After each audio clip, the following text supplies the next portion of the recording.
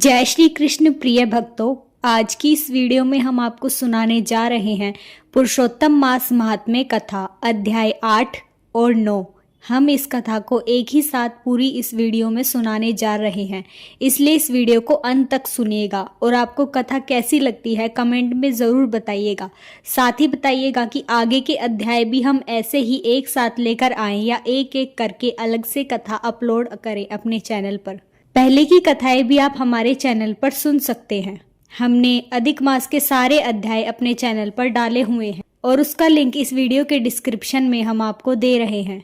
तो चलिए मित्रों, कथा को शुरू करते हैं। अध्याय 7 में हमने जाना कि कैसे भगवान विष्णु अधिक मास को गोलोक लेकर पहुंचे और वहां श्री कृष्ण ने अधिक मास का दुख सुनकर, जिसे सब मलमास कहकर तुच्छ कहने लगे थे, तो उन्होंने अपना नाम पुरुषोत्तम मास देकर उसे महान बना दिया और फिर अधिक मास और भगवान विष्णु वैकुंठ लौट आए। अब जानते हैं उससे आगे की कथा। शुरू करते हैं अधिक मास अध्याय 8। उससे पहले कमेंट में लिख दीजिए जय श्री कृष्ण। नैमिषारण्य में बैठे सूत जी से ऋषियों ने प्रश्न किया कि जब भगवान विष्णु अधिक मास को लेकर वैकुंठ लौट गए तब आगे क्या हुआ। इस प्रश्न पर सूत जी ने पुरुषोत्तम मास महात्म्य के 8वें अध्याय की यह चमत्कारी कथा सुनाई। सूत जी बोले, हे मुनियों, यही प्रश्न नारद जी ने भी भगवान नारायण से किया था। तब भगवान नारायण ने उत्तर दिया, हे नारद, विष्णु जी अधिक मास को अपने साथ वैकुंठ ले गए और वहां उसे अपने समीप स्थान दिया।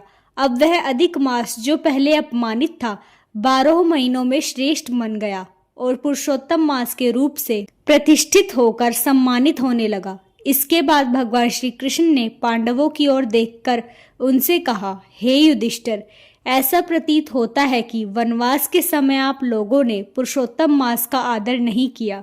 इसी कारण आप इतने दुखों को भोग रहे हैं, भय, शोक और विपत्तियों में फंस रहे हैं। इसमें फंसे रहने के कारण आपने इस पवित्र मास का महत्व नहीं समझा। भगवान ने आगे समझाया, मनुष्य को अपने भाग्य पर विश्वास रखना चाहिए, क्योंकि सुख दुख लाभ हानि सब उसी के अनुसार प्राप्त होता है। परंतु एक और कारण भी है जिसके कारण तुम्हें यह कष्ट सहना पड़ रहा है। अब मैं वह पुरातन कथा सुनाता हूँ। इसके बाद भगवान श्री कृष्ण द्रौपदी के पूर्व जन्म की कथा सुनाते हैं। उन्होंने कहा, पूर्व जन्म में द्रौपदी एक महात्मा मेधावी ऋषि की अत्यंत सुंदर और गुणवान पुत्री थी। वह रूप, विद्या और नीति में निपुण थी और अपने पिता की अत्यंत प्रिय थी, किंतु उसके मन में एक ही चिंता थी, उसे योग्य पति और संतान सुख कैसे प्राप्त होगा। समय बीतता गया परंतु उसका विवाह नहीं हो सका। वह अपनी सखियों को पति और परिवार का सुख भोगते देख स्वयं भी उस सुख की कामना करने लगी। वह चिंतित रहने लगी कि कौन सा उपाय, कौन सी उपासना या कौन सा पुण्य कार्य उसे यह सुख दिला सकता है। उधर उसके पिता मेधावी ऋषि भी उसके लिए योग्य वर की खोज में देश देशांतर भटकते रहे, परंतु उन्हें कोई योग्य वर नहीं मिला। इस कारण वे अत्यंत चिंतित और निराश हो गए। इसी चिंता और भाग्य के प्रबल प्रभाव से वे गंभीर रोग से ग्रसित हो गए और अंततः उनका देहांत हो गया।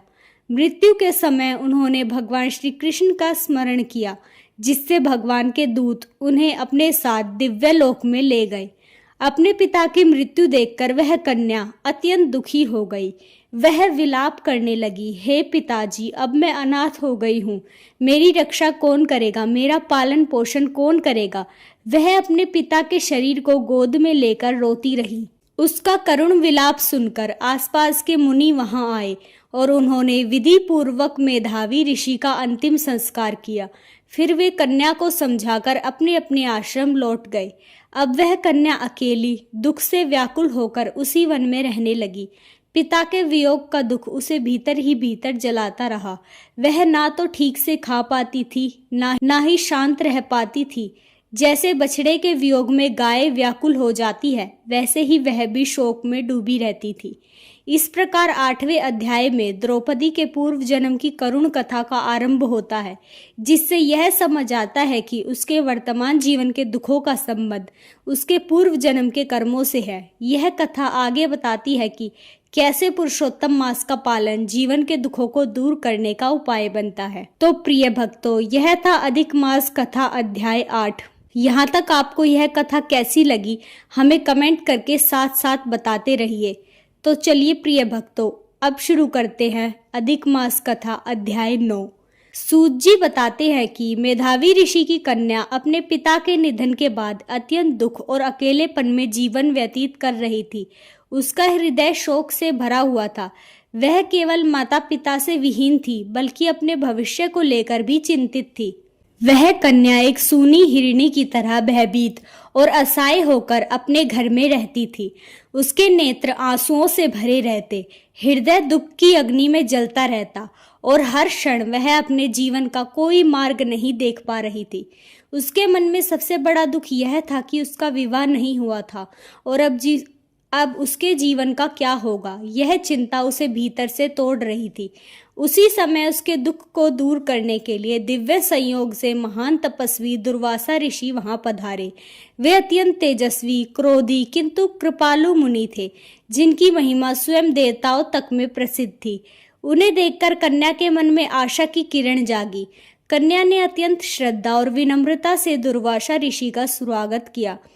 अर्घ्य, पाग और वन में उपलब्ध फूल फल से उनकी पूजा की। उसने उन्हें प्रणाम करते हुए कहा कि आज उसका जीवन धन्य हो गया, क्योंकि एक महान संत उसके द्वार पर आए हैं। उसने यह भी कहा कि शायद उसके पिता के पुण्यों के कारण ही यह सौभाग्य उसे प्राप्त हुआ है। दुर्वासा ऋषि उसके सेवा भाव और विनम्रता से अत्यंत प्रसन्न हुए। उन्होंने उसे आशीर्वाद देते हुए कहा कि वह एक श्रेष्ठ कुल की धर्मपरायण और पुण्य आत्मा कन्या है।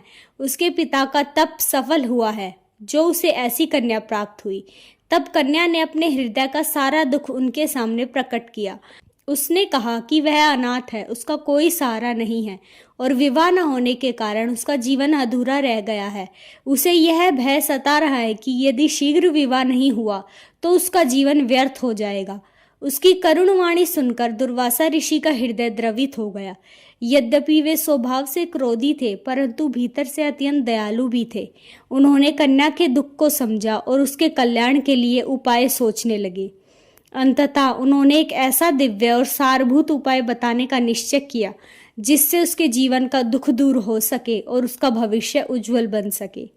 तो प्यारे मित्रों, यह थे अधिक मास पुरुषोत्तम मास महात्म्य कथा के अध्याय 8 और 9।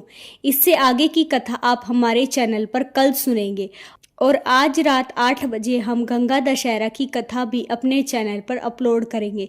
तो हमारे चैनल को सब्सक्राइब कर लीजिए और कमेंट में लिख दीजिए जय श्री कृष्ण। धन्यवाद।